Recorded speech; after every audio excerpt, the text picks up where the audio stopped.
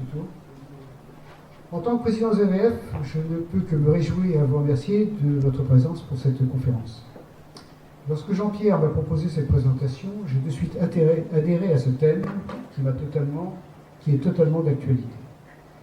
Jean-Pierre Laverne, professeur d'université honoraire, a effectué l'essentiel de sa carrière à la faculté des sciences de l'université de Montpellier. A dirigé pendant une trentaine d'années une équipe de recherche dans le domaine de la chimie du vivant au sein d'un institut de biomolécules. Il est l'auteur d'une centaine de publications et de communications dans ce domaine. Au début de sa carrière, par une thèse sur les polyamides organométalliques à l'université Paul Sabatier de Toulouse et sur les sites de recherche, de développement et de production de l'Astapa, Elf puis Total, à Paris et Cerquillos, concernant le RIXA, la première fibre synthétique, biosourcée. C'est ce sujet qu'il abordera ce soir. Il est par ailleurs initié et piloté plusieurs projets de recherche dans le domaine des substances naturelles au Maroc. Il est membre des AVF depuis 8 ans et anime également l'atelier photo. Jean-Pierre, je te passe la parole.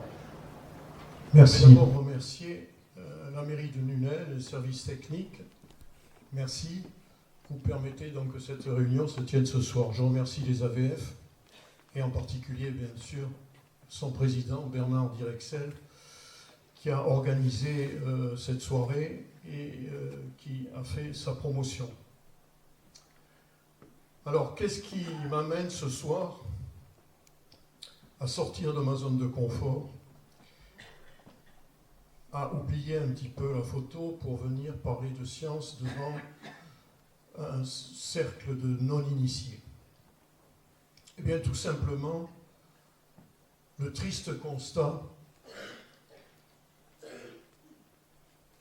que les sciences, les scientifiques jouissent malheureusement d'une réputation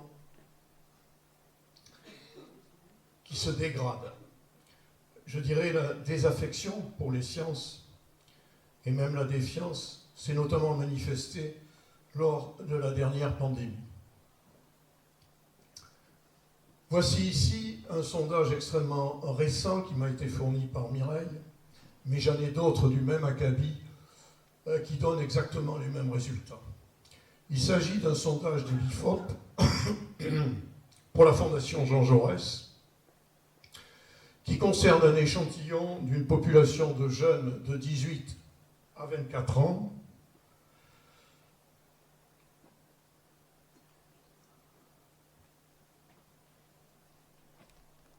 qui sont adeptes d'un réseau social qui est TikTok. Alors, plus ou moins assidus, peu assidus, moins assidus. Le résultat est spectaculaire. Si on le confronte au même sondage sur la même population de 18-24 ans, il y a 50 ans, à peu près au moment où je démarrais ma carrière, c'est-à-dire en 1972. Vous voyez qu'en 1972, 55% de ces jeunes pensaient plus de bien que de mal des sciences. En 2022, aujourd'hui, ils ne sont plus que 33%. Ça fait 22 points de chute. De l'autre côté,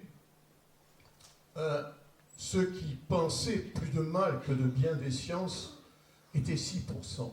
Aujourd'hui, ils sont 17%, 11 points de moins. C'est un curieux paradoxe quand on sait que grâce aux sciences, eh bien, par exemple, nous n'avons jamais été aussi bien soignés. La médecine, en 50 ans, a fait des progrès considérables.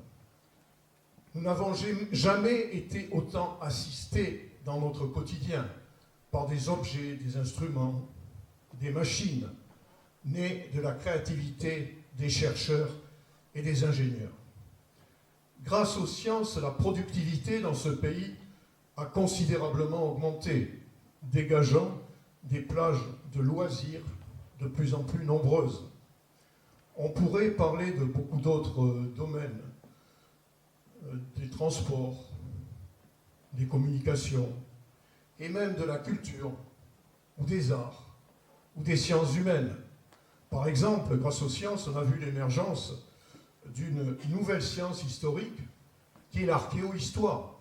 où l'on reconstitue la vie au Moyen-Âge ou à la Renaissance dans tous ses aspects. Par exemple, Venise. Il y a eu un travail remarquable sur Venise qui a été fait grâce à des scientifiques. Le prix à payer donc pour tous ces progrès est-il donc si lourd que tant de nos concitoyens, et pas seulement des jeunes, se dirigent vers des pseudosciences ou se jettent dans les bras de gourous ou encore se délectent dans le complotisme en distillant ou en prenant pour argent comptant les pires bêtises. Voici quelques exemples, toujours sur le même sondage. Voici quelques vérités alternatives. Oui, maintenant, les mensonges, on ne les appelle plus des mensonges, on les appelle des vérités alternatives. Les êtres humains ne sont pas le fruit d'une longue évolution d'autres espèces comme les singes, c'est la théorie de l'évolution de Darwin, mais ont été créés par une force spirituelle. Eh bien, dans cette population de jeunes, vous avez jusqu'à 32% de créationnistes. Cette théorie s'appelle effectivement le créationnisme, elle est très répandue aux États-Unis. Dans un État comme le Texas, dans les écoles et les collèges, on enseigne à parité l'évolution selon Darwin et le créationnisme, c'est-à-dire la Bible. À l'époque antique, les pyramides égyptiennes étaient bâties par des extraterrestres, jusqu'à 20%. Les Américains ne sont jamais allés sur la Lune, 23%. La Terre est plate et non ronde, comme on le dit à l'école, plus de 15%. Les vaccins à ARN messager contre le Covid-19 génèrent des protéines toxiques qui causent des dommages irréversibles dans les organes vitaux des enfants. Eh bien, je dois être un très très très mauvais grand-père, puisque j'ai conseillé à un de mes fils, dont les jeunes enfants avaient des problèmes pulmonaires, de se faire vacciner contre le Covid-19. Je passe sur les items politiques. Manger bio, ça ne sert à rien, jusqu'à 34%. Le réchauffement climatique est avant tout un phénomène naturel contre lequel on ne peut rien faire. C'est ce qu'on appelle les climato-sceptiques. Jusqu'à 32%. Je m'arrête sur cet item. S'il y a un domaine scientifique aujourd'hui où le consensus des scientifiques est totalement établi, c'est bien celui-ci. Une méta-analyse parue l'an dernier, c'est-à-dire portant sur des milliers de publications, alors pas n'importe quelle publication, des publications dans des revues reviewées, c'est-à-dire un comité de lecture examiné par les pairs et soumis à un contrôle éditorial. Eh bien, le résultat est sans appel. 100% de ces scientifiques jugent que le réchauffement climatique est d'origine anthropique. Évidemment, face aux réseaux sociaux, où n'importe qui peut écrire n'importe quoi sans crainte d'être contredit, les publications des scientifiques dans des revues spécialisées, peu disponibles, sont de peu de poids. Et quand ces publications sont reprises par des médias traditionnels, eh bien, elles sont, soit par simplification, soit par incompétence, soit par mauvaise foi, souvent détournées de leur sens. Voilà pourquoi les scientifiques doivent parler science partout, devant tous les publics, de la maternelle à la maison de retraite. La maternelle et l'école primaire, ça a été fait par un homme que j'admire profondément, que j'ai vu plusieurs fois en conférence, qui s'appelle Georges Charpak. C'est le prix Nobel de physique. C'est lui qui a créé, dans les écoles, cette fameuse main à la pâte. Et allez faire un tour sur Internet, vous verrez que le projet se poursuit, on en parle moins, mais voilà une œuvre particulièrement utile. Ce soir, je vais vous raconter une histoire. l'histoire d'une triple révolution technologique, économique et sociétale qui coïncide donc avec l'avènement des fibres synthétiques et d'une façon générale des matières plastiques et des polymères. Je n'éluderai pas le revers de la médaille, qui est une accumulation de déchets sans précédent qui bouleverse la planète et sa biodiversité. Cette histoire relate aussi la réussite d'une grande entreprise américaine fondée, développée par une famille française, la Dupont de Nemours, dont je vous donnerai quelques éléments sur l'origine et sur ce que cette famille a pu apporter d'une façon générale aux États-Unis. Au cours de cette présentation, j'évoquerai donc des événements historiques, notamment l'avènement des États-Unis d'Amérique. La saga de cette grande famille d'origine française, Dupont de Nemours. Une révolution scientifique et technologique avec l'émergence de nouveaux matériaux liés aux énergies fossiles. Le développement de ce géant de l'industrie américaine et mondiale, une révolution dans la mode féminine avec l'apparition des fameux badinons, et ceci n'est pas du tout une anecdote. Et bien sûr, je terminerai en montrant la nécessité de se tourner très vite vers des produits biosourcés et recyclables pour éviter cette catastrophe écologique qui se dessine. Nous sommes donc dans la civilisation du plastique. Nous sommes à l'époque du tout plastique. Et il faut bien dire que ces différents types de plastique, qu'ils soient thermoplastiques, filables et moulables comme le nylon, ou thermodurcissables ou élastomères comme les caoutchoucs, eh bien, tous ces polymères ont un grand nombre d'avantages. Sans aucun doute, donc, le plastique a révolutionné notre vie, notre mode de vie au XXe siècle, et cela va durer. Vous avez ici la ventilation des objets en matière plastique de tout type. Sans surprise, bon, les emballages dominent largement. Ensuite, on a le BTP, les textiles, les biens de consommation, les transports, jusqu'aux appareils électriques et électroniques.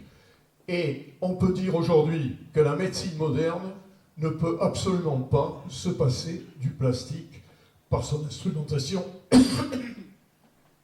notamment.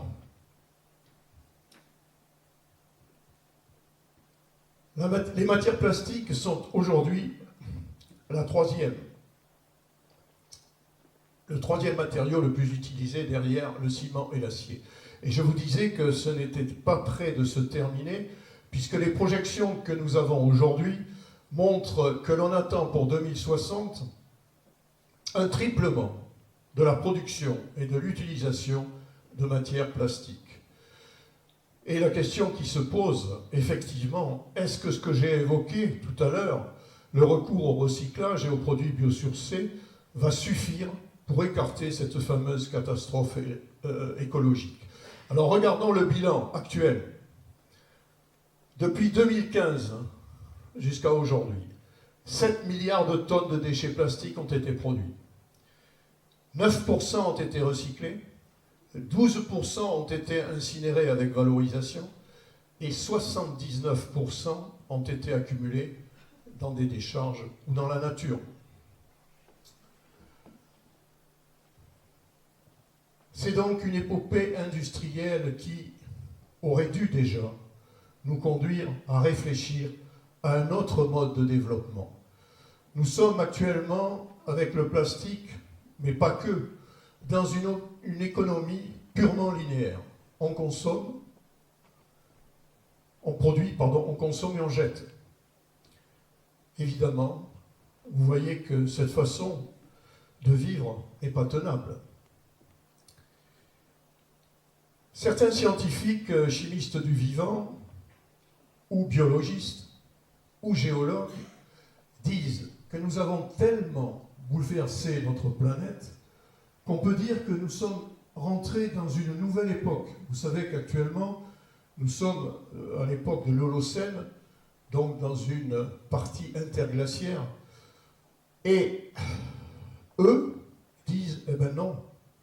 Alors l'Holocène, ça date d'à peu près 12 000 ans. Eh bien, ils disent non. On peut dire maintenant que nous sommes rentrés dans l'Anthropocène, c'est-à-dire l'âge de l'homme. Et ils ont des arguments. Par exemple, les humains aujourd'hui, alors ce stylet est particulièrement mauvais.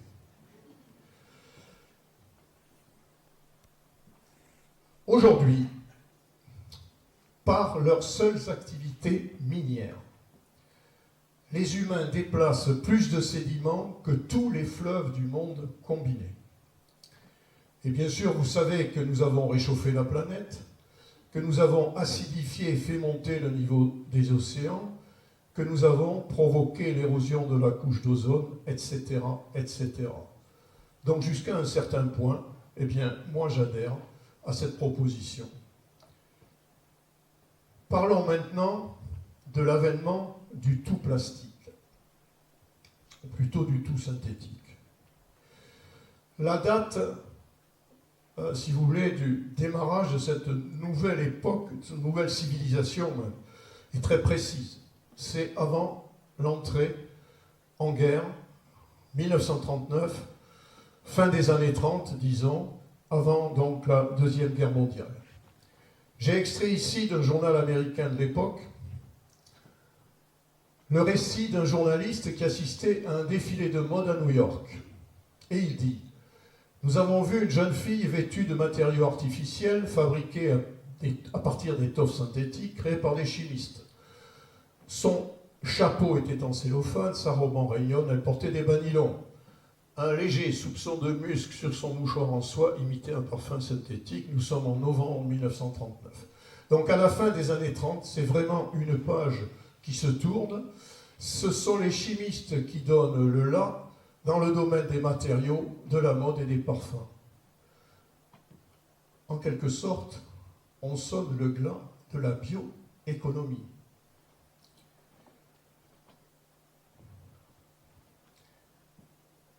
Le recours au textile artificiel, eh bien, l'idée était dans l'air depuis assez longtemps. Et c'est encore une fois, l'ergot est trop petit, donc on bascule avant, arrière. Donc c'est Robert Hooke. Robert Hooke, c'est vraiment un savant anglais tout à fait génial. C'est un contemporain d'Isaac Newton. C'était deux grands rivaux à la Royal Society de Londres. Et les Anglais l'appelaient le Léonard anglais, tellement il avait de palettes à son arc sur le plan scientifique. Eh bien, c'est le premier qui a émis l'idée de fabriquer des fibres artificielles parce qu'il avait bricolé un super microscope qui lui avait permis de regarder la constitution de fibres. En France, Réaumur, l'inventeur du thermomètre à alcool, a réussi à filer la première fibre de verre au début du XVIIIe siècle. Mais c'est au milieu du XIXe siècle que le point de départ de la recherche sur les fibres artificielles démarre vraiment, et ce, à partir de la cellulose. C'est un chimiste allemand naturalisé suisse, Christian Friedrich Schönbein, qui en 1846, donc en plein milieu du XIXe siècle, va traiter du coton avec un mélange d'acide sulfurique et nitrique, le mélange sulfonitrique. Et il obtient le fulmi-coton. Alors il faut dire que le coton, c'est 95% de cellulose. Le fulmi-coton, c'est donc une nitrocellulose. Et il pouvait tirer des fils à partir du fulmi-coton. Malheureusement, parfois ces fils s'enflammaient. Parce que la nitration de la cellulose, il faut absolument la contrôler. On le sait maintenant, sinon on fait des polynitrés, on va faire des explosifs à la limite. À la même époque, le collodion, encore un composé nitrocellulosique, est préparé dissous dans un mélange de solvants par Louis Ménard, exactement à la même époque, et il obtient, après évaporation des solvants, un film qui peut avoir différentes utilisations. Et là, une petite parenthèse pour les photographes, le collodion a été utilisé à l'aube de la photographie. On prenait une plaque de verre, on déposait le collodion sous forme humide, il fallait agir vite, hein, sur la plaque, et on mettait le tout dans un bain de nitrate d'argent que l'on activait comme on fait maintenant. Et ça donne, alors je croyais l'avoir écartée, mais elle est là cette photo, ça donne de magnifiques noirs et blancs en photo, et ça c'est une photo contemporaine. C'est tout récent, un certain nombre de photographes aujourd'hui travaillent le noir et blanc avec le collodion. Alors on peut se dire pourquoi au XIXe siècle, au mi-temps du XIXe siècle, on a cherché vraiment, sérieusement, à produire des fibres artificielles. Eh bien, on peut parler parmi les événements qui ont précipité ces recherches de la crise de la sériciculture. L'élevage des cocons de ver à soie, Bombyx mori, et le tissage de la soie, on en parlait tout à l'heure avec Francis, c'était une grande source de richesse pour le Gard, l'Hérault, les Cévennes en général, la Provence et en remontant la vallée du Rhône. Entre les années 1830 et 1850, on estime que cette industrie faisait travailler entre 300 et 350 000 personnes. Malheureusement, souvent, eh bien, une culture intensive, incontrôlée, débouche sur des maladies. Et on a eu une maladie redoutable qui s'est développée pour les cocons, c'est la pébrine. Alors qu'est-ce que c'est la pébrine? C'est une maladie cryptogamique qui a vraiment ravagé les élevages à partir de 1850 jusque dans les années 70.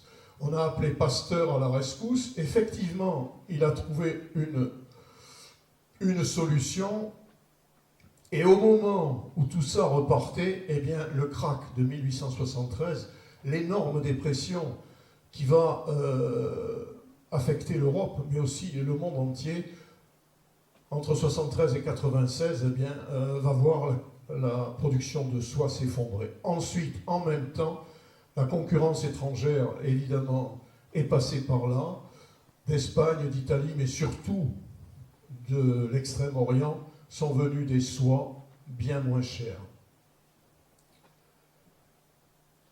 Qu'est-ce que c'est que la soie? Eh bien, la soie, c'est un assemblage, tout simplement, de macromolécules qu'on appelle des protéines. Vous avez deux filières produites donc par le ver à soie, et vous avez donc deux fils de fibroïnes qui sont produits en parallèle. Le tout est englobé dans une autre protéine qu'on appelle la séricine. Le ver à soie va extruder l'ensemble pour donner un fil de soie qui va se solidifier à l'extrusion. J'adore ces images qu'on trouvait avant dans ce qu'on appelait l'histoire naturelle. J'aimais beaucoup ça. Alors, je ne sais pas, vous ne le voyez peut-être pas, mais sur la tête du ver à soie, vous avez ici... c'est pas possible, ça. Vous avez ici, donc, la partie filière pour l'extrusion.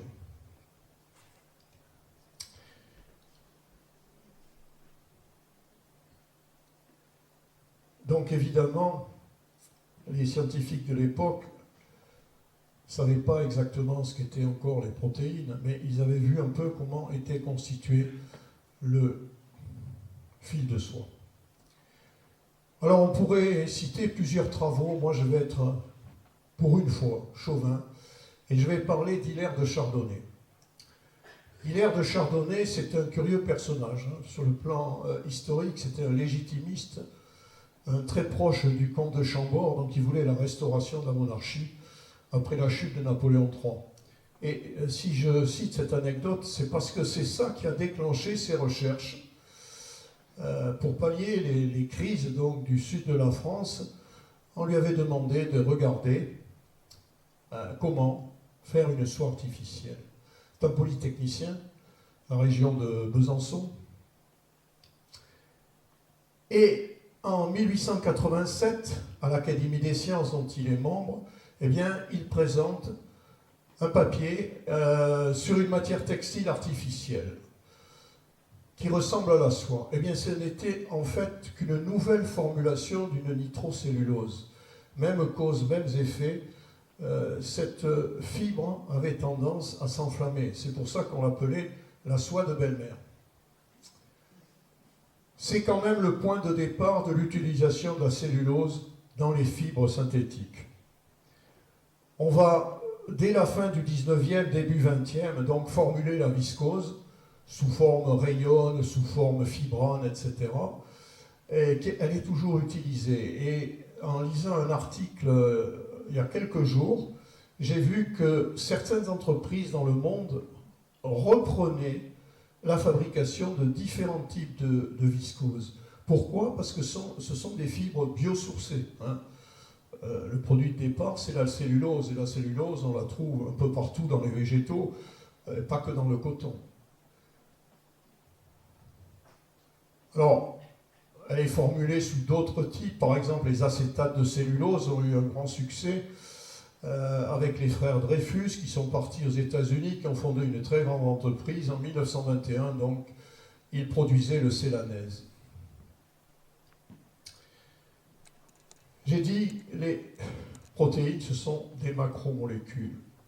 Eh bien, pour le chimiste, ça a été une énigme pendant longtemps, les macromolécules. On ne savait pas trop ce que c'était. Quand ils faisaient une réaction chimique, soit parce qu'ils avaient un temps de réaction trop long, une température trop élevée, ils obtenaient des sortes de goudrons qui filaient plus ou moins, et il a fallu attendre 1922 précisément pour qu'un grand scientifique allemand, Hermann Staudinger, regarde de près la constitution des macromolécules. Eh bien, il s'est aperçu qu'en fait, les macromolécules étaient constituées de liaisons covalentes classiques, comme n'importe quelle molécule. Par exemple, comme les deux liaisons oxygène-hydrogène de l'eau. Conséquence, que l'on parle de molécules à bas poids moléculaire, c'est-à-dire l'eau c'est 18 UM1 ou 18 grammes par mol, ou de macromolécules. Alors quand est-ce qu'on parle de macromolécules? En gros, à partir d'une masse molaire de l'ordre de 5000 UM1 ou 5000 grammes par mol. Et ça peut aller très haut. Si vous allez vers l'ADN, vous allez dépasser les 100 000.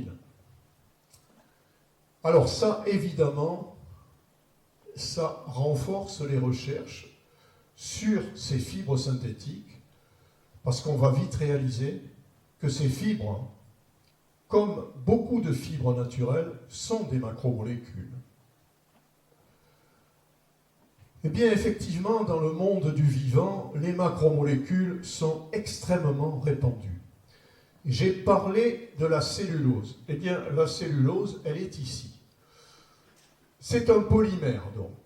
Qu'est-ce que c'est qu'un polymère? Eh bien, dans un polymère, vous allez avoir un motif récurrent qui va être reproduit n fois. N, c'est ce qu'on appelle le degré de polymérisation.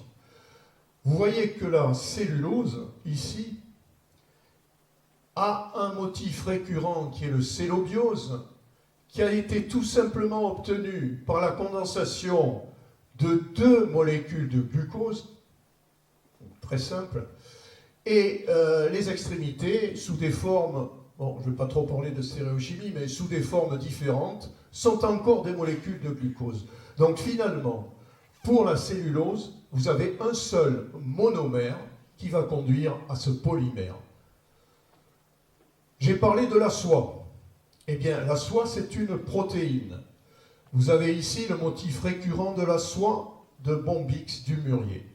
Elle est constituée, donc, c'est une protéine, et une protéine est constituée d'aminoacides, des acides aminés, dont vous avez entendu parler.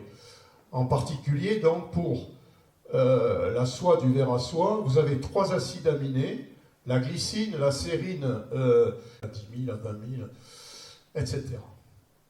En gros, dans la nature, dans le vivant, vous avez 4 grands types de grosses molécules. Vous avez les lipides. Alors les lipides ne sont pas des polymères, ce sont par exemple des acides gras insaturés, des polyterpènes, etc. Beaucoup de produits naturels que l'on trouve dans les végétaux.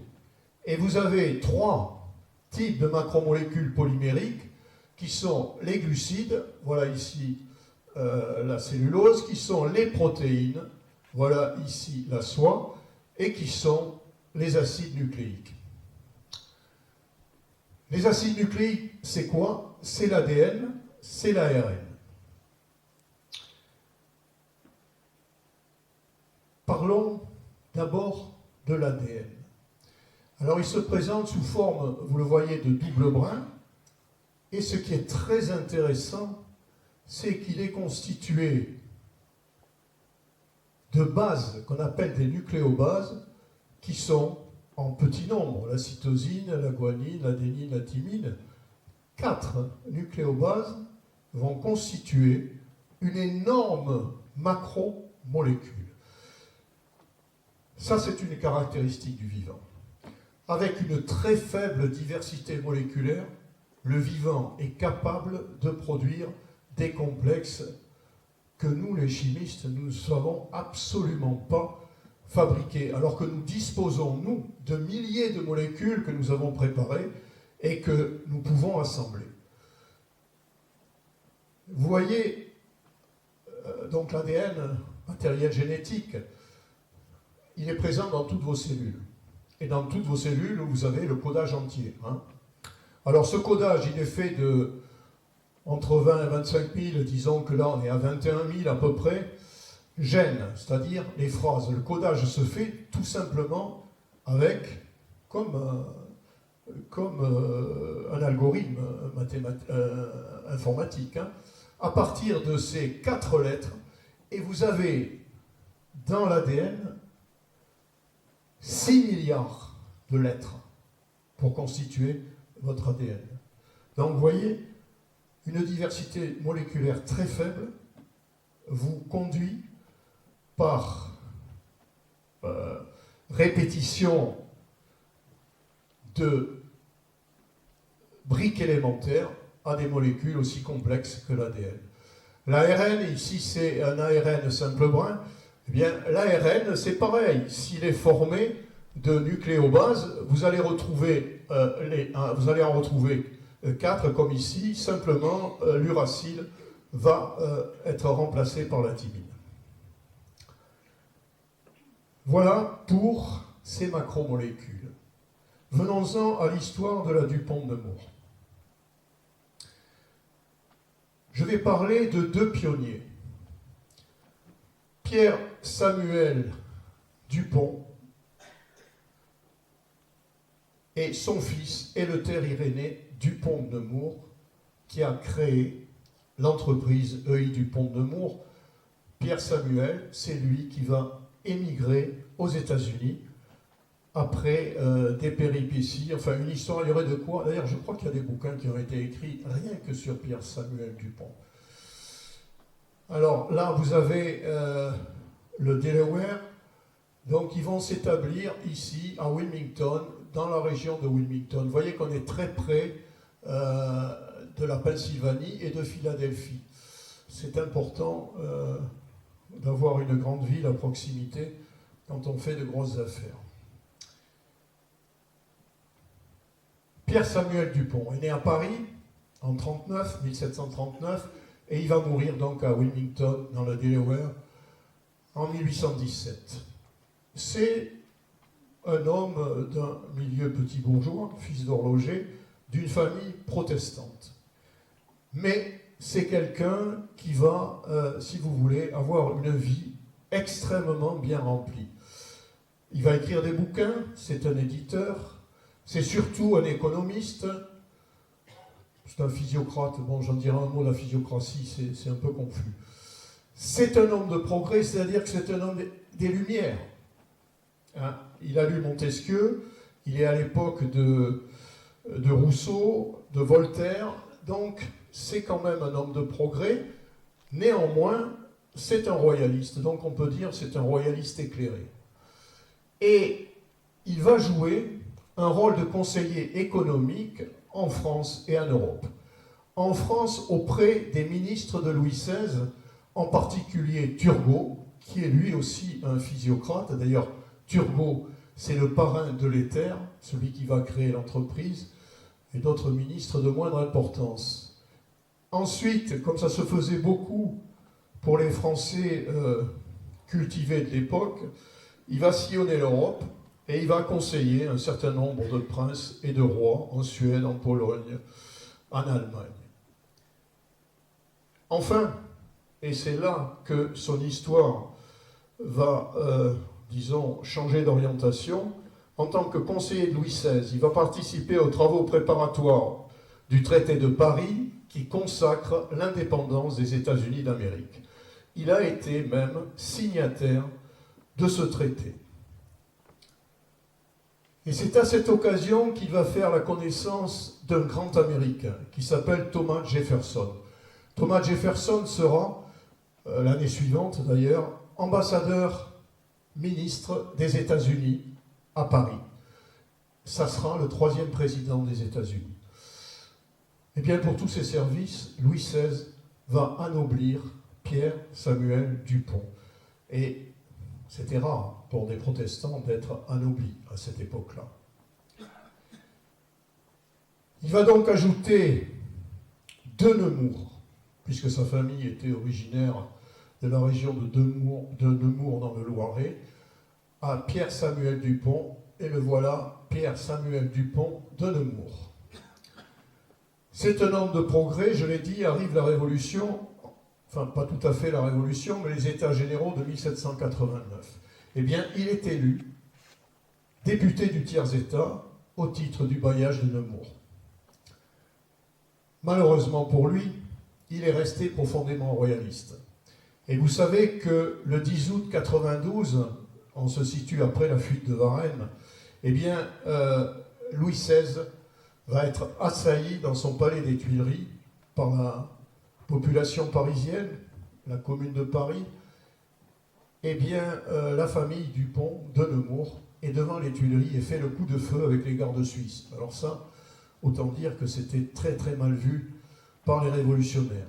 Donc il va se cacher, mais il va être arrêté, et évidemment, il va être condamné à mort. Et là, il va avoir une chance inouïe. À quelques jours de son exécution, il va être sauvé, justement, par l'exécution de Robespierre et l'avènement des thermidoriens qui ouvrent les prisons. Il repart, il n'est pas dégoûté de la politique, il repart, et on le retrouve sous le Directoire comme membre du Sénat, ce qu'on appelait à l'époque le Conseil des Anciens. Mais, nouveau revers, le Directoire penche vers la monarchie. On est pratiquement au moment où la monarchie va être décrétée, et là les républicains vont faire un coup d'État. En fait, ils vont faire venir des troupes de Bonaparte qui est en Italie, pas Bonaparte lui-même, mais des troupes de Bonaparte qui vont chasser les royalistes, et donc la République va être sauvée. Mais, évidemment, Pierre Samuel Dupont de Nemours va encore en subir les conséquences. Donc il en a vraiment marre et il va immigrer aux États-Unis. Le voici le 1er janvier 1800 aux États-Unis et il est accueilli, installé par Thomas Jefferson.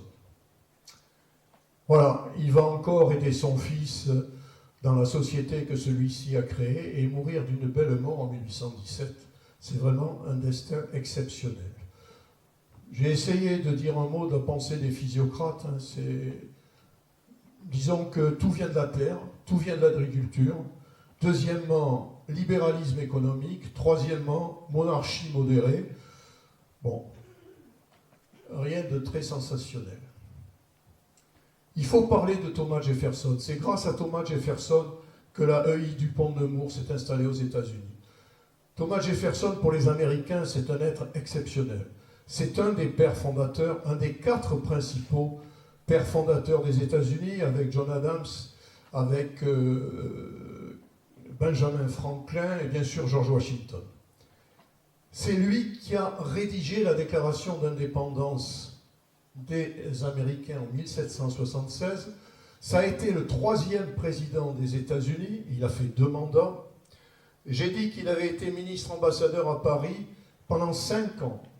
Donc lui aussi s'est imprégné des idées des Lumières. Il a lu, lui aussi, Montesquieu, Rousseau, l'encyclopédie. C'est un homme éclairé. C'est aussi donc, comme beaucoup à l'époque, ces hommes éclairés, eh bien, ils s'intéressaient un peu à tout, hein, comme Diderot avec son encyclopédie. Donc c'était un homme de science, c'était un philosophe. Et un philosophe éclairé, hein, puisqu'il affirme dans un de ses bouquins, les hommes naturels, c'est-à-dire les Amérindiens, hein, sont aussi bien formés que ceux du vieux continent, seuls leurs costumes diffèrent de celles des Blancs. Il faut savoir qu'à l'époque, Buffon les traitait de sauvages. Enfin, last but not least, c'est lui qui va acheter la Louisiane à Napoléon. Alors disons que Napoléon n'a pas trop eu le choix. Et ça lui a coûté cher quand même à Jefferson. Et il a doublé d'un coup les États-Unis. La superficie des États-Unis par l'achat de la Louisiane a été doublée à cette époque-là. Hein, en fait, il n'y avait que 13 États du nord-est des États-Unis qui constituaient l'Amérique. Venons-en au fils Dupont. Donc le voilà installé aux États-Unis. Quelle était sa formation? Eh bien, c'était comme son père, un esprit extrêmement curieux. Et en particulier, il s'intéressait aux sciences appliquées. À 14 ans, son père le place chez Lavoisier. Lavoisier, j'en redirai un mot, c'est pas n'importe qui. C'est le père de la chimie moderne. Et à l'époque, il a toute une série de casquettes. En particulier, donc, il dirige ce laboratoire des poudres de l'Arsenal et il y rationalise la préparation de la poudre noire. Alors la poudre noire, sur le papier, c'est simple, c'est du salpêtre, c'est-à-dire du nitrate de potassium, c'est le comburant, et de soufre et de bois, combustible. Mais il fallait doser au milligramme près ces divers ingrédients selon l'usage que l'on voulait faire de cette poudre noire. Et Lavoisier, vraiment, avait produit des poudres noires exceptionnelles. Eh bien, ça va sceller le destin du petit Dupont. Alors Lavoisier, c'était un chimiste, c'était un botaniste, il s'est intéressé à tout, à l'agriculture, et donc il va prendre de la graine. Alors Lavoisier, le pauvre, j'en dirai un mot après, mais il avait plusieurs laboratoires. Il avait besoin d'argent. Et il a eu la fâcheuse idée de prendre un poste de fermier général, c'est-à-dire qui collectait les impôts. Et ça, pour les révolutionnaires, c'était pas bien du tout. Donc il va être arrêté et il va être guillotiné. Lui, malheureusement, Robespierre, et la terreur était encore en place.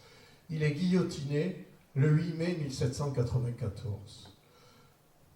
Petite anecdote, évidemment, la condamnation à mort de Lavoisier, ça a soulevé, même parmi les révolutionnaires, même parmi les montagnards, plus que des interrogations. Donc il y a eu des demandes de grâce. Et je reviens là, au début, ce qu'on pense des scientifiques. Hein. Eh bien, le président du tribunal révolutionnaire a répondu à ces gens-là, la République n'a pas besoin de savants. Voilà. Et il a été guillotiné. Si vous voulez, les travaux de Lavoisier, je dirais que pour la chimie, ça constitue une révolution copernicienne. C'est du même ordre. Lavoisier, donc, était à l'Académie des sciences à 25 ans. Et c'est Lavoisier qui va mettre à mal la théorie des 4 éléments, qui datait de plus de 2000 ans, qui avait été définitivement formulée par Aristote, et qui disait en gros, tout ce qui nous entoure est constitué de 4 éléments, la terre, l'air, l'eau, le feu. À partir de là, eh bien, tout est constitué.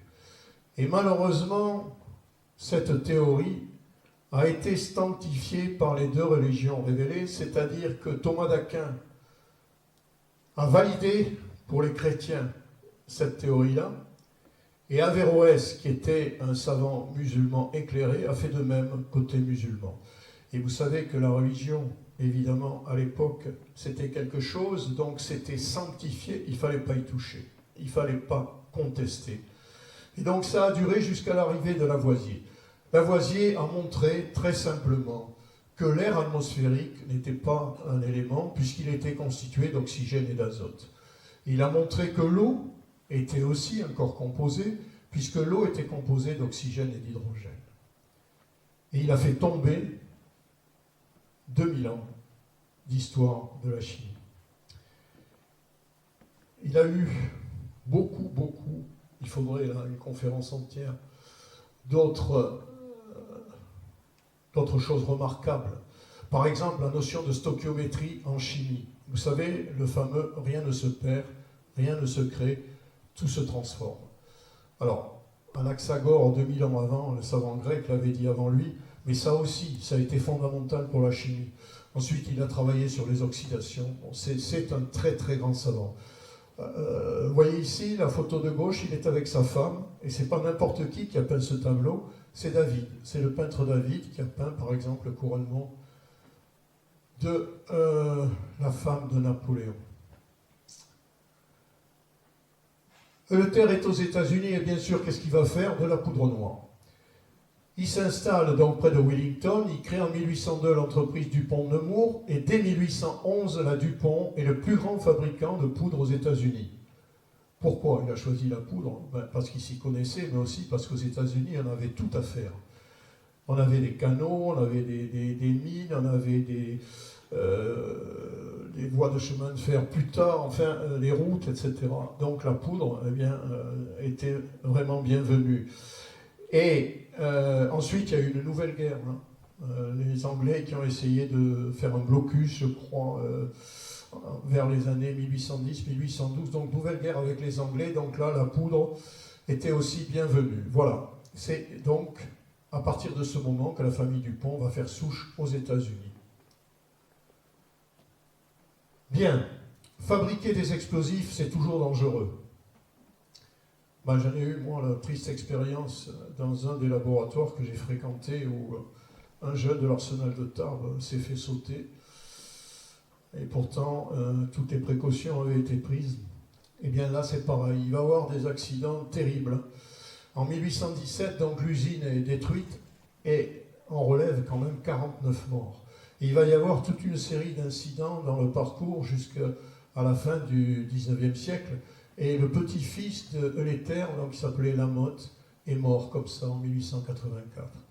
Donc la Dupont-Nemours s'est vite quand même diversifiée. Elle a continué jusqu'à la fin du 19e siècle, la fabrication de poudre, mais elle s'est aussi tournée vers les filatures de coton, les tanneries, les moulins, etc.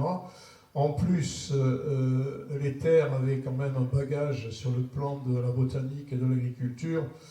Donc, il a profité aussi de ses enseignements. Il va mourir à Philadelphie, donc, juste à côté de Wellington, vous l'avez vu tout à l'heure, en 1834. Il va laisser 3 fils qui vont pérenniser l'entreprise.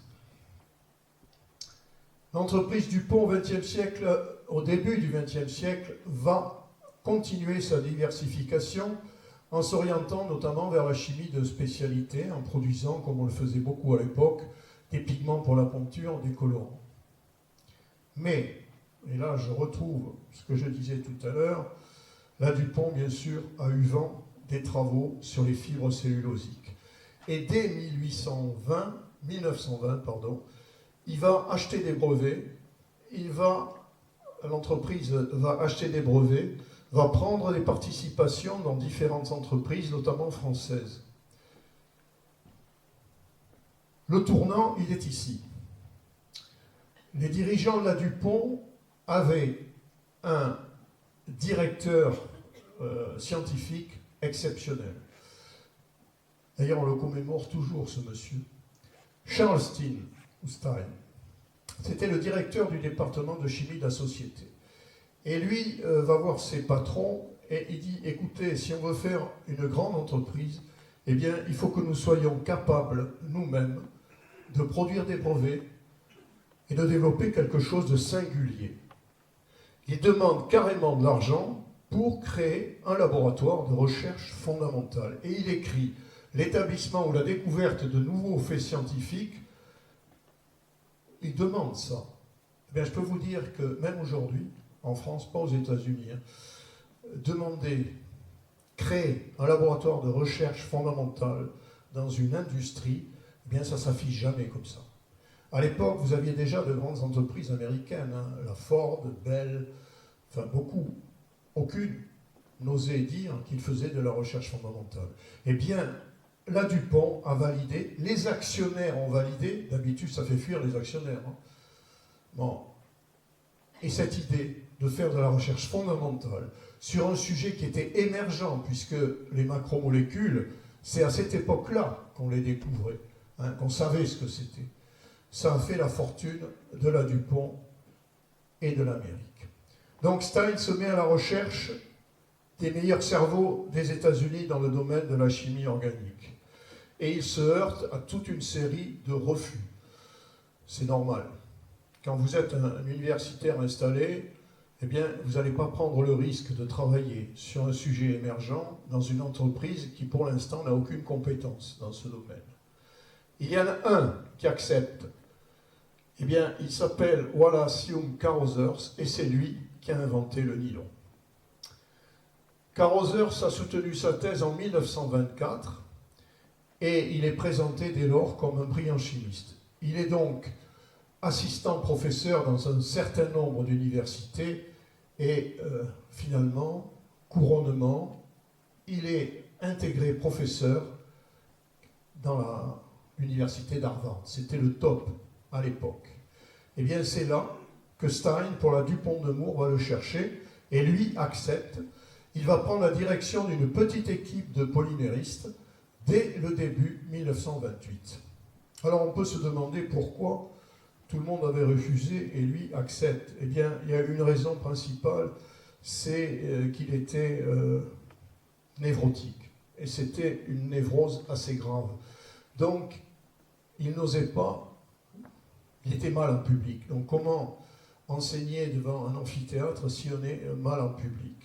Donc, son activité d'enseignant lui était extrêmement pénible. C'était un homme de recherche. Ce qu'il faut dire, c'est que malheureusement, cette maladie va s'aggraver, même si, évidemment, il se plaît beaucoup dans ce laboratoire de la DuPont, et il va se suicider le 28 avril 1937, bon chimiste jusqu'au bout. Il avale donc une capsule de cyanure avec un jus de citron, donc là, c'est radical. Il aura fait synthétiser le nylon et beaucoup d'autres fibres, mais il ne verra pas le succès de ses travaux. La première étape, premier objectif qui avait été donné aux polyméristes de Carothers, c'est de préparer des macromolécules, des grosses molécules, et ils vont très rapidement synthétiser, par exemple, le premier polyester dès 1930. Alors, il avait des qualités mécaniques très faibles, donc celui-là a été abandonné. Simplement, la DuPont va reprendre après et formuler des polyesters qui sont toujours utilisés, comme le Dacron et beaucoup d'autres. Ensuite, nous sommes à l'époque du boom dans l'automobile. Vous savez, la Ford T, le premier énorme succès de l'automobile, c'est 16 millions de Ford T vendus en 20 ans. Donc, qui dit automobile dit pneu, dit caoutchouc.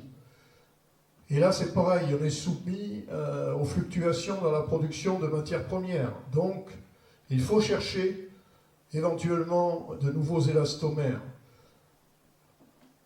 Eh bien, chez DuPont, c'est Arnold Collins qui va isoler le chloroprène, qu'il va polymériser, et il va obtenir une macromolécule, un matériau solide qui ressemble beaucoup au caoutchouc. C'est le polychloropène, aujourd'hui, c'est le néoprène. Carothers n'est pas toujours satisfait. Ce qu'on lui a demandé en premier, c'était quand même de fabriquer des fibres synthétiques.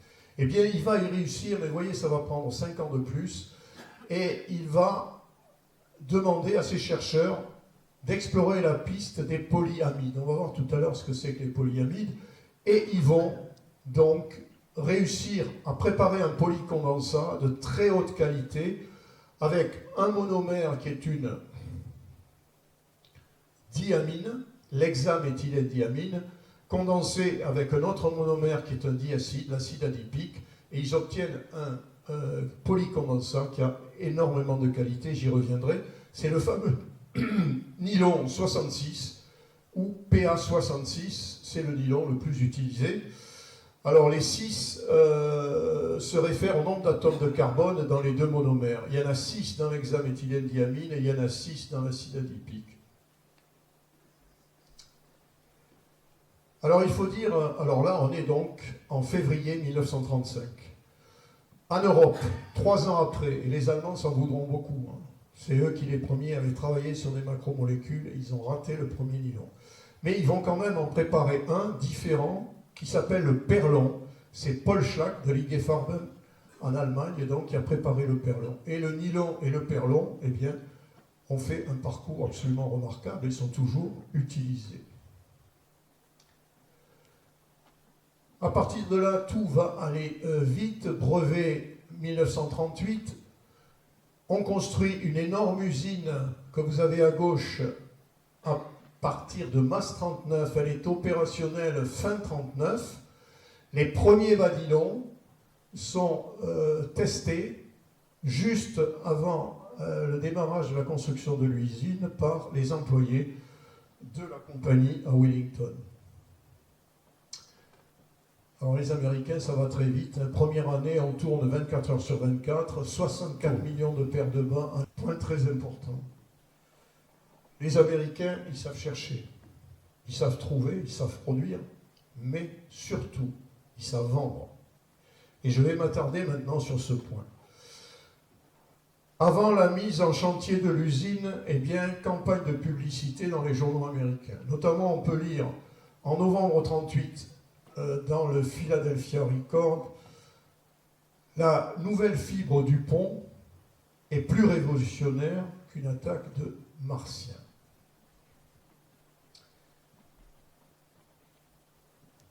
Petite parenthèse sur la façon de vendre, ce que certains ont appelé la fabrique du consentement.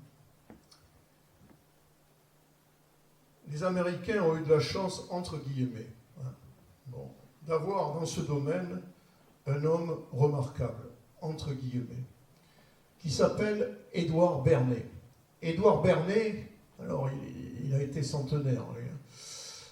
C'était le neveu de Sigmund Freud.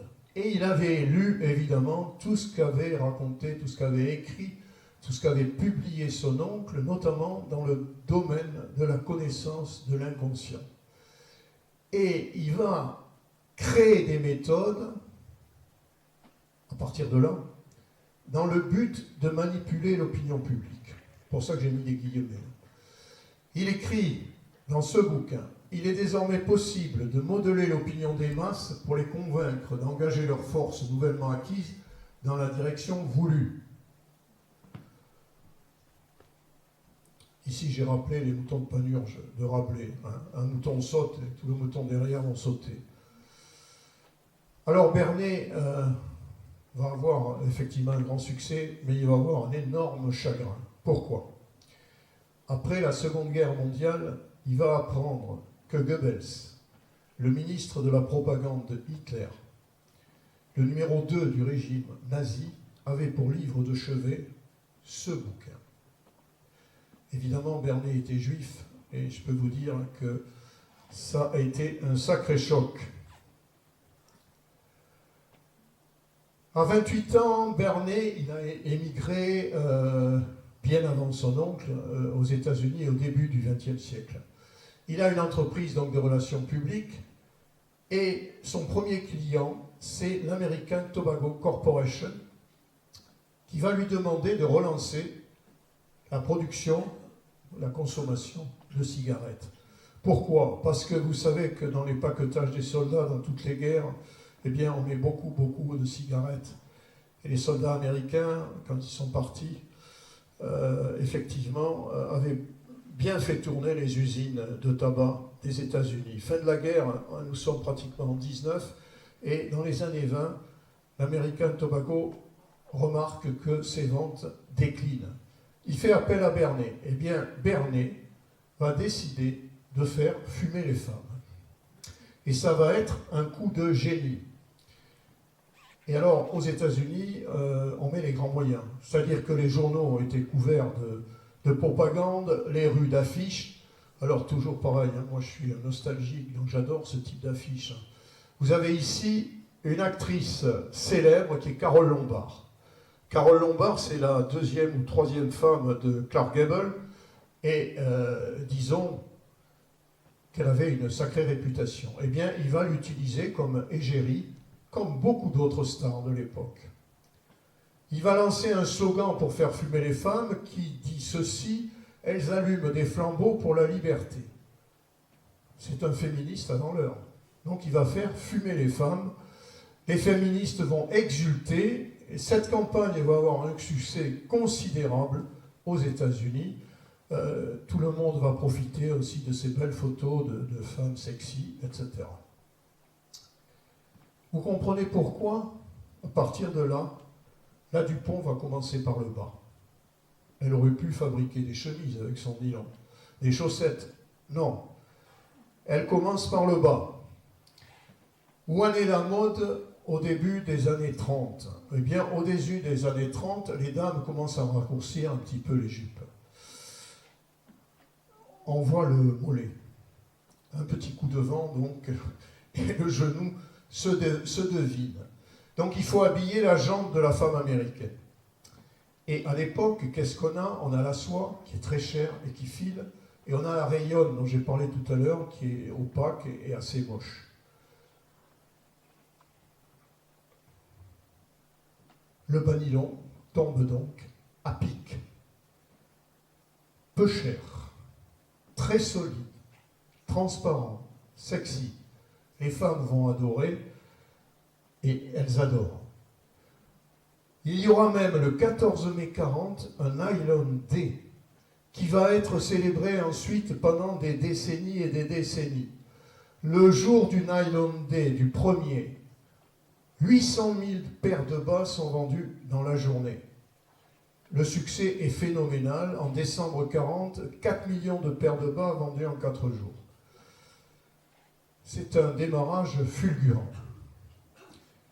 Alors, le nylon va quand même aller plus haut que le bas, et on va donc diversifier son utilisation dans la garde-robe.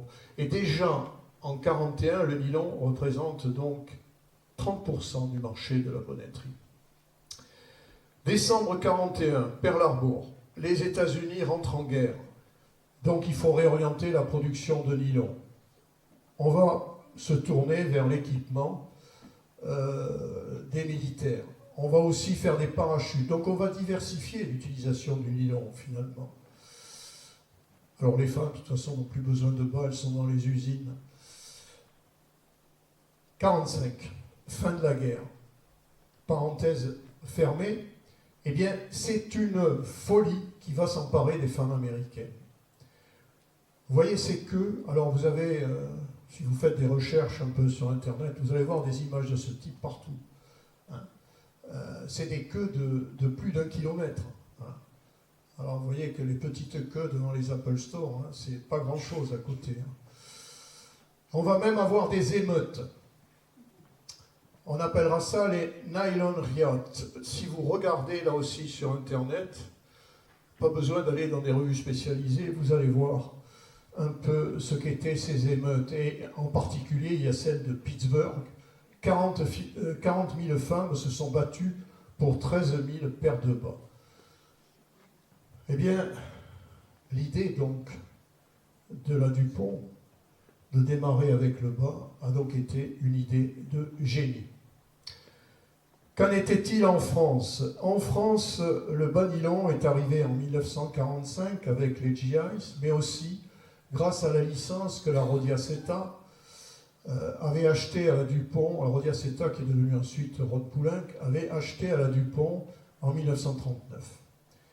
On n'a pas eu les mêmes émeutes, mais l'arrivée du nylon, du bas nylon, a fait quand même grand bruit en France. Là, j'ai trouvé un article où c'est joliment dit. Aujourd'hui, il n'y a plus de contes de fées, plus de baguettes magiques, mais des miracles existent toujours.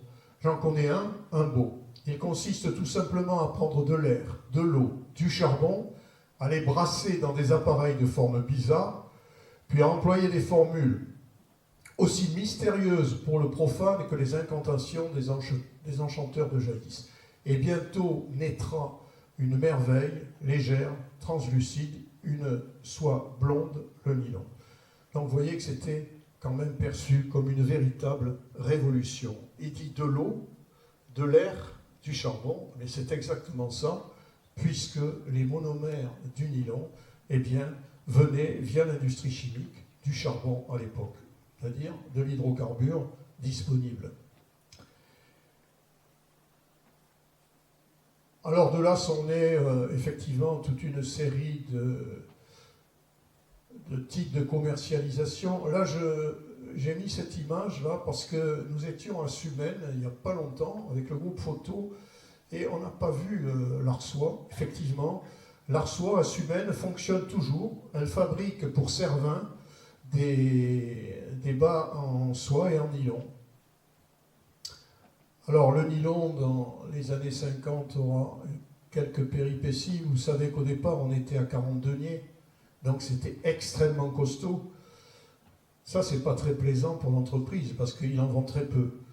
Donc on est passé à 15 deniers et 15 deniers, alors il disait c'est beaucoup plus beau, c'est beaucoup plus fin sur la jambe, mais surtout il en vendait beaucoup plus. C'est ce qu'on appelle l'obsolescence programmée. La maison Cervin donc est fondée en 1953. Alors qui dit bas de luxe, qui dit il faut aller chez Cervin. Et Cervin existe toujours. Voilà la dernière affiche de Cervin, une des dernières. Hein, et il faut dire qu'il travaille le nylon, il travaille aussi la soie, mais avec des machines d'époque, des années 30-50. C'est pour ça que le bas de chez Cervin, ou le collant de chez Cervin, vaut cher. Qu'adviendra-t-il du bas ? Eh bien, en 1960, arrivée de la mini-jupe, donc fini le bas, bonjour le collant. En 1968, donc les événements de mai, les femmes jettent les soutiens-gorge, mettent des pantalons, coup dur pour le nylon. Non, parce que le nylon a investi évidemment beaucoup d'autres parties de la garde-robe. Un tout petit peu de chimie des matériaux. Le nylon 66 est donc, disons, un polymère thermoplastique qui a des qualités absolument exceptionnelles. C'est une référence.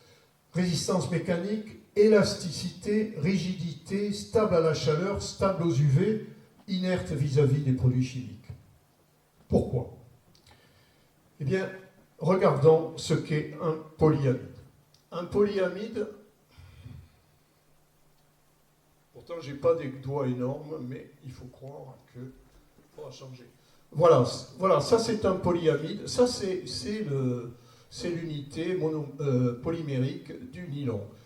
Amide, c'est ce que vous voyez en bleu. C'est une fonction chimique avec un carbonyle, CO, une fonction NH, CONH, et intercalé entre cette fonction récurrente, vous avez ici 4 carbones, ici 6 carbones, 4, 6. Donc vous avez des chaînes. Et ce qui va faire les qualités de la macromolécule, eh bien ce sont des associations entre ces chaînes qui vont se faire par le biais, non pas de liaisons solides comme la liaison covalente, mais par le biais de liaisons faibles qui vont structurer donc la fibre en créant différentes zones, et notamment des zones cristallines, des zones amorphes. Donc il va y avoir les propriétés de solidité qui naissent de ces associations, mais aussi l'élasticité qui va être maintenue. Eh bien ça, si vous voulez, ça peut être relié à ce qui se passe dans des macromolécules naturelles. Car Rosers, pratiquement, il a fait du biomimétisme avant l'heure. Si je reviens à l'ADN, vous savez, les fameuses nucléobases, adénine, cytosine, thymine, guanine, eh bien, deux par deux, elles vont s'associer par le même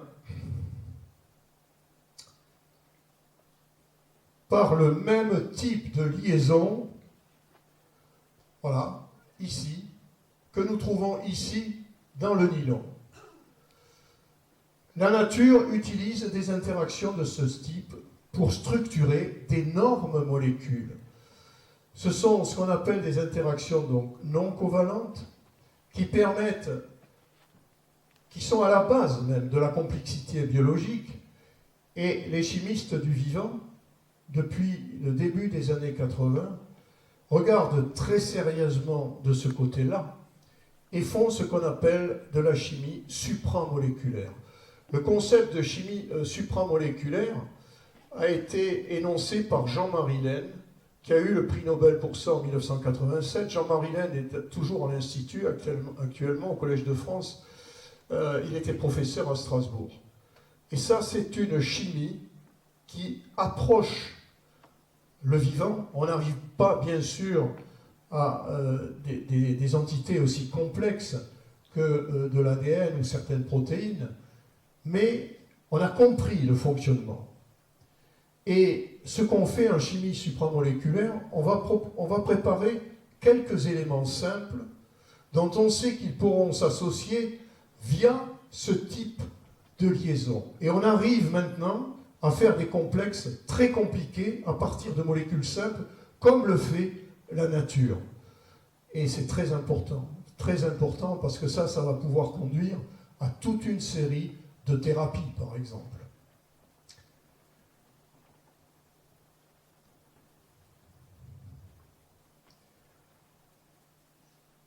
Alors, j'ai parlé ici donc de l'ADN. On peut regarder les protéines. C'est très intéressant.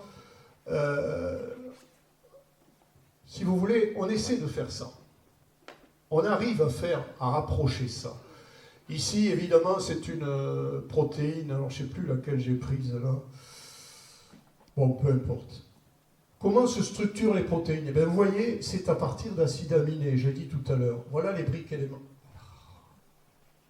Voilà les briques élémentaires ici.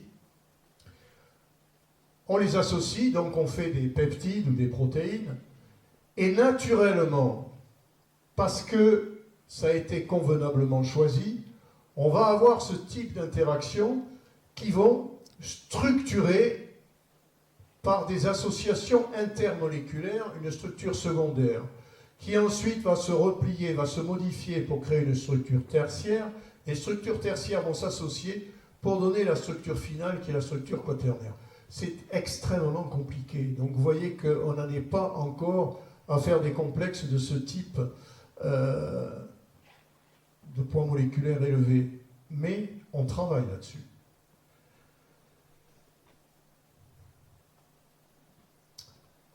Alors, peut-être pour illustrer ce qu'est une protéine, la complexité d'une protéine, j'ai pris Spike de Omicron. Comment c'est constitué, cette protéine? C'est la protéine de surface. C'est celle qui va servir à établir le vaccin. C'est constitué d'aminoacides essentiels. D'aminoacides essentiels, il y en a ici une vingtaine. Et à partir de là, donc, on va avoir tout un enchaînement qui constitue la protéine. Donc tout ceci, ce sont des aminoacides, et par les systèmes que j'ai montrés précédemment, les associations, les repliements, etc., on va avoir des structures de ce type. Et dans cette protéine, ici, vous allez avoir différentes régions. Et vous en avez une en particulier ici qui s'appelle RBD, Receptor Binding Domain, qui est particulièrement intéressante. C'est dans cette région, c'est par cette région que le virus va se fixer sur les récepteurs, qui sont des récepteurs à l'angiotensine qu'on appelle ACE2. Peu importe. Eh bien, C'est aussi pour vous montrer ça, qu'on progresse, mais qu'on a des outils fantastiques. Hein, j'avoue que ça, moi, quand je suis parti à la retraite, eh bien, ça n'existait pas, hein, la cryomicroscopie électronique. Hein. Eh bien, tout ça, hein, cette complexité-là, on arrive à la voir par imagerie. Hein. Donc, certes, en science, on va vite, mais on a des outils pour aussi. Et par exemple, sur Omicron, eh bien, vous voyez qu'ici, les mutations ont été très vite identifiées. Il a suffi de voir quels étaient les éléments acides aminés qui avaient été remplacés. Et à partir du moment où on connaît ces acides aminés, eh bien, on va reformuler, évidemment, un vaccin.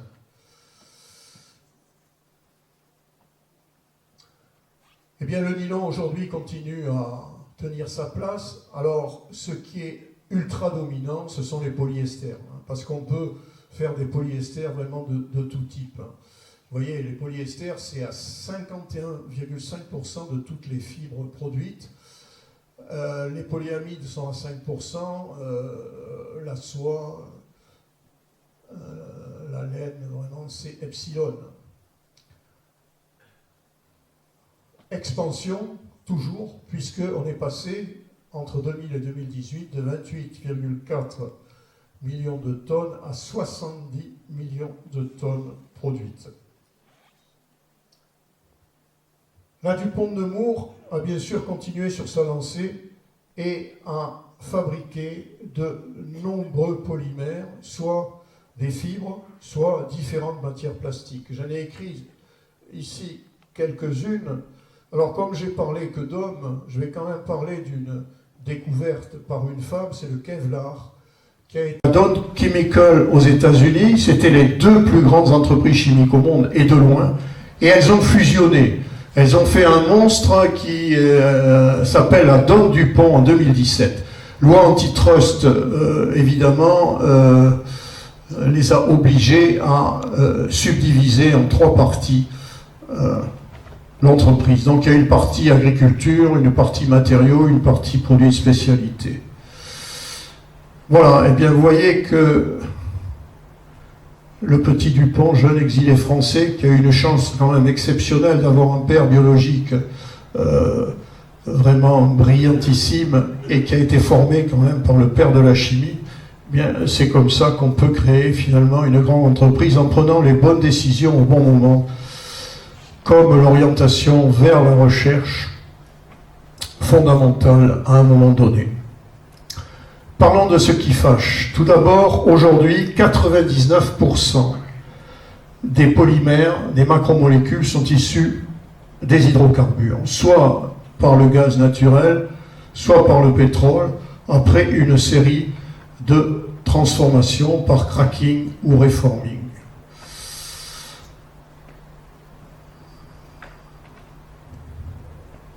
On va agrandir. Voilà comment ça fonctionne. Donc, le pétrole, raffinerie, vous distillez les produits légers jusqu'au kérosène et plus lourd éventuellement, et vous obtenez un naphta. Ce naphta va être traité dans la raffinerie pour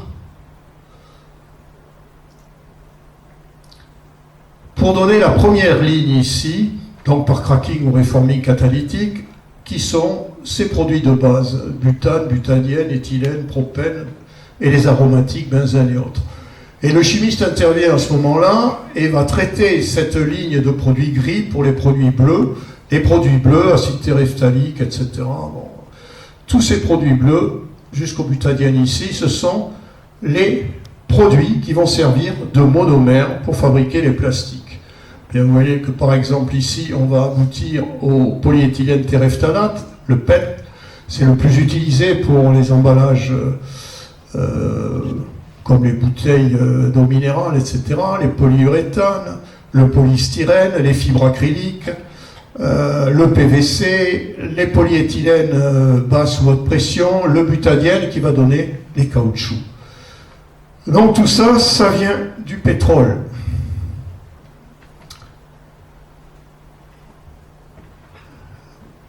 On va toujours avoir besoin de beaucoup et de plus en plus de matières plastiques. Donc, ça pose donc un gros problème. Alors, deux éléments pour traiter ce problème. Premièrement, utiliser des bioplastiques. Alors, quand on parle de bioplastique, il faut faire attention, il y a deux types. Il y a la matière plastique qui est biosourcée complètement, donc qui vient de la biomasse, des plantes. Mais, qui dit bioplastique issu des plantes ne veut pas dire qu'ils sont absolument recyclables. Quand vous faites le même produit issu du pétrole ou issu des plantes, il a les mêmes propriétés. Donc, si vous avez du mal à le recycler quand il vient du pétrole, vous aurez du mal à le recycler quand il vient de la biomasse. Deuxièmement, les matières plastiques qui sont entièrement biodégradables, compostables, qui elles peuvent être issues soit du pétrole, soit de la biomasse. Le recyclage. Eh bien, le recyclage, c'est vraiment le sujet qui fâche. On est vraiment au balbutiement du recyclage. Les bioplastiques, vous voyez, représentent à peu près 1%. On est aujourd'hui, ça date un peu, on est aujourd'hui à 3 millions de tonnes contre 360 millions de tonnes de plastique au total. Mais il y a un espoir, c'est que on arrive à des prix de plus en plus compétitifs. Donc on peut penser que cette courbe, vous voyez, qui monte très doucement, eh bien, ça va s'accélérer, espérons-le. D'ailleurs, certains analystes disent que de 1%, on va passer à 20% en 2030. J'avoue que là, on est en 2023, je regardais les derniers chiffres, j'ai un gros doute.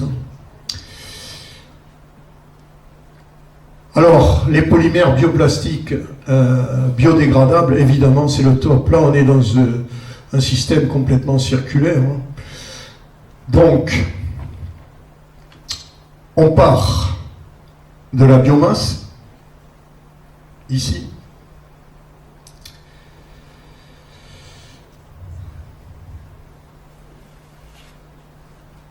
La biomasse, laboratoire en formulation de polymères à partir de ce qui se trouve d'utilisable dans la biomasse, c'est toujours la cellulose, l'amidon,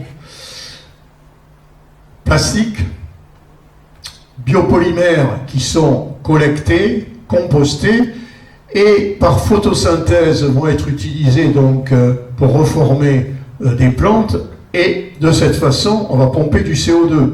Donc c'est vraiment tout bénéfice. Je vais parler du premier nylon biosourcé. Alors ça, c'est un nylon français qui a été obtenu à partir de l'huile de ricin. Alors qu'est-ce que c'est que le ricin? C'est une euphorbe, voilà la plante ici, assez urticante. Quand on voulait purger, là, du temps de mon père ou de mon grand-père, on donnait un peu d'huile de ricin. C'était assez efficace. Dans le ricin, vous avez, donc on fait une huile et on obtient un acide qui s'appelle l'acide ricinoléique, qui est à la base de la préparation du ricin. Le ricin, c'est le polymère PA11. Ça, c'est une affiche des années 70. Et vous voyez que tout est beau, tout est vert avec le ricin. Et il faut dire que le ricin, c'était une fibre vraiment de grande qualité. Malheureusement, encore une fois, eh bien, on ne sait pas vendre. Donc le ricin, c'est plus ou moins a failli disparaître. En tout cas, c'est effondré à une certaine époque. Alors c'est reparti grâce à une entreprise française qui s'appelle Arkema, qui marche bien, qui a même des usines en Chine. Eh bien, ce nylon, le ricin, a été découvert par un Français, Michel Génas. En fait, Michel Génas, si vous voulez, son histoire, c'est vraiment l'histoire des habitants des pays baltes de l'avant-guerre, tiraillés entre les nazis d'un côté, les bolcheviks de l'autre. Donc il a fini par émigrer. Génas, il a francisé son nom. Il a fini par émigrer, il s'est retrouvé à à Strasbourg. Il est ingénieur de l'école de chimie de Strasbourg. Et avec un associé, ils ont créé une société qui s'appelle Organico. Ils ont malheureusement pas son associé qui, là aussi l'histoire intervient, hein, qui était juif, qui a été arrêté en 1944, déporté à Auschwitz, évidemment gazé. Donc c'est Michel Génas donc, qui a mis au point le Rilsan. J'ai eu l'honneur de connaître et de travailler dans le laboratoire de recherche que Michel Génas avait à Paris, rue Buffon. Alors évidemment, il avait largement dépassé l'âge de la retraite, mais la Société des pétroles d'Aquitaine, qui est devenue ensuite Elf puis Total, lui avait conservé un labo. Il y avait avec lui 2-3 chercheurs, des techniciens, et c'est eux qui m'ont initié à la préparation des polyamides. Donc je l'ai dit, ce Rilsan fournissait des tissus vraiment de très bonne qualité, qui étaient très appréciés. Arkema, qui l'a repris, fait une grosse pub parce que c'est eux qui ont façonné les semelles de chaussures de Usain Bolt. Ça a été leur publicité jusqu'à il y a 3-4 ans. Usain Bolt, vous savez, c'est un triple champion olympique, je crois, du 100 et du 200 mètres. Un homme volant. Vous avez ici l'usine actuelle à Serquigny. J'ai eu l'occasion de travailler aussi dans le pilote de l'usine et dans l'usine elle-même. Évidemment, elle n'avait pas cette dimension-là. Et vous voyez ici la Risle, la petite rivière qui est ici, qui a donné son nom au Rilsan. Donc, ça, c'était le premier nylon biosourcé. Alors, tout le monde maintenant se met un peu à fabriquer du biosourcé, donc il y a des espoirs. La Dupont de Nemours, justement, à partir du maïs, après fermentation, donc travail en biotechnologie, fournit une fibre qui s'appelle Sorona, qui est en partie issue de la biomasse. On sait maintenant aussi faire le bionylon de Carroser, ce nylon 66, toujours à partir du glucose. Par une série de réactions chimiques, on forme ici les 2 monomères du nylon, on fait le nylon et on a un nylon qui est complètement biosourcé. C'est Renovia, en Californie, qui produit ces monomères et qui les vend pour faire donc un nylon biosourcé. Alors la Californie, c'est vraiment, si vous voulez, la pépinière de toutes ces entreprises dans le domaine des nouveaux matériaux, dans le domaine des nouvelles énergies, etc., des énergies renouvelables. Ils font beaucoup de choses.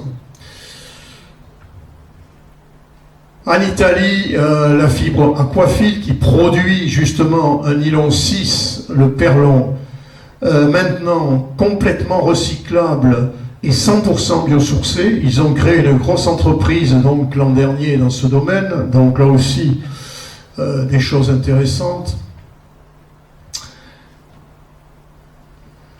Un mot du recyclage, j'ai dit que c'était vraiment le point noir. Alors, les matières plastiques sont classées en 7 rubriques. Vous les avez ici, avec ce symbole-là. Eh bien, ce qu'il faut dire, que sont systématiquement recyclées uniquement les rubriques 1 et 2. Les PET, donc les bouteilles d'eau, etc., les emballages micro-ondes, les emballages médicaments, et le polyéthylène haute densité, les bouteilles un peu plus costauds, bouteilles de lait, de produits ménagers, de savon, etc. Tout ça, c'est recyclé. Ensuite, à partir du PVC, alors le PVC, en plus, il y a quand même un gros inconvénient à le recycler, c'est-à-dire qu'il peut émettre des dioxines. Les dioxines, c'est hautement cancérigène, donc il faut vraiment avoir une filière particulière. Donc, tout ça, ça peut être recyclé, mais ça coûte cher. Il faut avoir une filière ad hoc. Et dans beaucoup de cas, on n'a pas la filière ad hoc. Et qu'est-ce qu'on va faire? Eh bien, on va jeter. Parfois, on va pouvoir brûler, mais le plus souvent, on va jeter. Alors, il faut dire aussi que le recyclage n'est pas éternel. C'est-à-dire, vous recyclez des bouteilles, recycler, etc., ça a une limite assez rapide. Recyclage du plastique en Europe.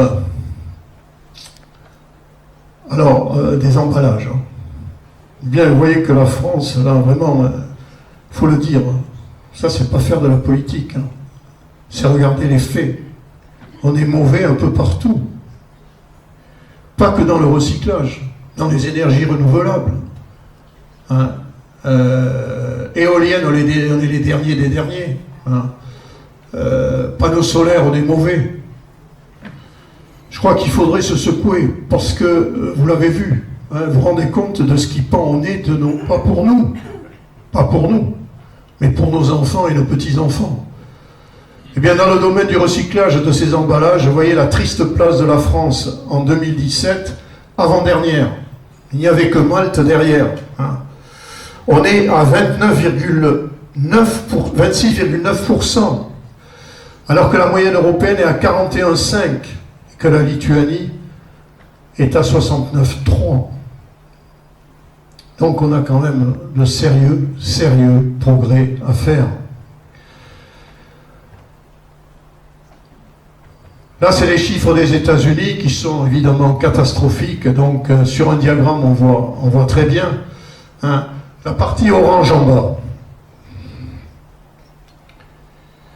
La partie orange en bas, ici. Ça, c'est ce qui est recyclé aux États-Unis.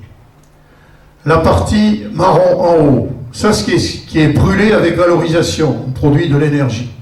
Eh bien, tout le reste en rose, c'est ce qui va dans les décharges et dans la nature.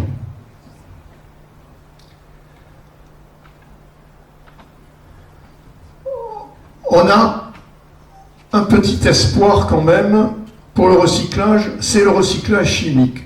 C'est quoi? C'est tout simplement la dépolymérisation. Donc, former les polymères, je vous l'ai dit tout à l'heure, vous prenez des monomères, vous les condensez, et puis vous obtenez une chaîne polymérique. Eh bien, on a des techniques maintenant qui consistent à dépolymériser, c'est-à-dire on prend le polymère et on revient au produit de départ. En France, là, il y a un projet intéressant. Il y a deux projets intéressants pour 2025. C'est le projet d'Eastman américain et Loop le canadien. Eastman n'a pas encore choisi le site. Par contre, Loop, le canadien, ça va se situer en Normandie, du côté de chez Léraud. Je crois que c'est Port-Jérôme, ça existe ça? Oui, c'est Port-Jérôme. Voilà, et les deux vont utiliser la même technique. Bon, je ne vais pas venir dans les détails, mais en 2025, ils ont promis déjà d'avoir des résultats. Il faut dire qu'Eastman a quand même mis 1 milliard dans l'entreprise. Et voilà ce qu'ils affichent au niveau du recyclage, vous voyez. Recyclage circulaire, c'est-à-dire qu'on revient au produit de départ, et vous l'avez ici, hein, pratiquement tout, hein, sauf la rubrique 3. C'était les PVC, je pense. Voilà, donc ça, c'est un espoir pour le proche avenir. Pour terminer, je veux rendre un petit hommage aux chercheurs. Bon, j'en ai été un, mais c'est pas pour moi. J'en ai accompagné beaucoup. C'est un métier extrêmement ingrat, très difficile, extrêmement exaltant quand on a des succès. On en a heureusement quelques-uns. Mais parfois, vous allez vous acharner sur des réactions qui ne marchent pas, et vous allez les faire 10 fois, 20 fois. Hein. Mais c'est aussi une passion. Et quand on trouve quelque chose d'intéressant, c'est une explosion de joie. Moi, je pense aux chercheurs de BioNTech et de Moderna. Et là, je peux vous dire que ces dernières années, ce n'est pas les 35 heures par semaine hein, dans les laboratoires. C'est 70 ou 80. Hein. Eh bien, quand ils sont arrivés au but, j'imagine la joie qui a dû être la leur. Alors, pas parce qu'ils vont gagner de l'argent, parce que l'argent, il n'ira pas chez ces chercheurs. Il va aller au cadre extrêmement supérieur et aux actionnaires surtout. Hein. Mais cette joie-là, elle est fantastique. Voilà, et bien quand on veut faire un peu de philosophie des sciences, il faut toujours chercher une phrase d'Einstein. Et cette phrase ou ces deux phrases, elles montrent la difficulté du travail du chercheur. La théorie, dit-il, c'est quand on sait tout et que rien ne fonctionne. Donc on a préparé une manip, une série de manips, on a le support théorique, il n'y a pas de raison que ça ne marche pas. Et puis, non, il ne se passe rien, on n'aboutit pas au résultat. Et on va le refaire X fois. Parfois, on n'y arrivera pas. Deuxième possibilité, la pratique. C'est quand tout fonctionne et que personne ne sait pourquoi. Là, c'est aussi difficile, ça, parce que vous n'avez pas publié un résultat en disant « Tiens, j'ai trouvé la poule aux œufs d'or » sans expliquer comment. Non, il faut justifier tout ça. Donc c'est aussi une sorte d'échec. Hein. Et ça nous arrive. Hein. C'est ce qu'on appelle la sérendipité. C'est-à-dire qu'on va trouver par hasard quelque chose d'extraordinaire. Comme on peut citer X, Röntgen, les rayons X, pur hasard. Il avait laissé traîner une plaque et il a vu sa main impressionnée. Fleming, les antibiotiques, pur hasard. Bon. Mais ceux-là, ils ont su expliquer après pourquoi ça avait marché. Et puis Einstein décrit une expérience qu'il était en train de réaliser dans un laboratoire, et il dit, ici, nous avons réuni théorie et pratique, rien ne fonctionne et personne ne sait pourquoi.